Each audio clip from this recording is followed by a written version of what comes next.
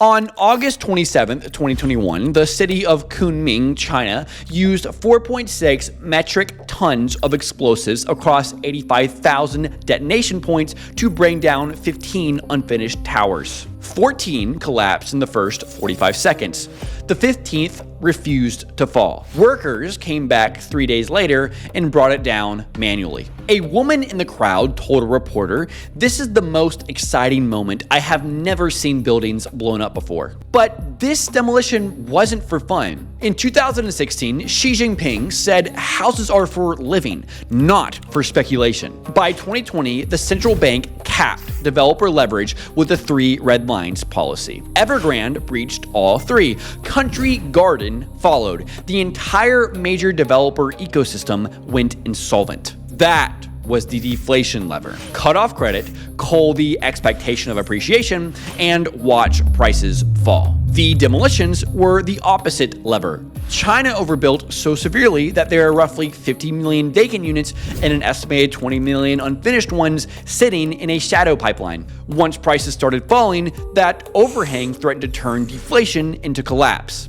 So Beijing started removing the supply, blowing up unfinished towers to put a floor under the descent. 2 opposite interventions, same regime goal: managed deflation. Yang Wen, the richest woman in China at $30 billion in 2021, had lost 84% of that wealth by August 2023. The Chinese state deliberately deflated a sector that contributed between 25 and 30% of GDP and held 70% of urban household wealth. Now, think about why Western democracies can't do this. Homeowners make up roughly 65% of the American electorate, 66.5% of Canada's, around 65% in Britain. These voters sit on leveraged housing positions they understand as their retirement plan. Deflating their asset is asking them to detonate their own savings. Quite literally, detonating real estate prices to make them more accessible requires a state that doesn't answer to a homeowner electorate. China has that.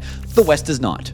If you want to know what political will to manage housing prices looks like, watch the buildings come down in Kunming. If you want to know what homeowner political will to protect housing wealth looks like, watch a California town with a $4.5 million average asking price and no mountain lions declare itself a mountain lion sanctuary to prevent new building. Both are coherent on their own terms.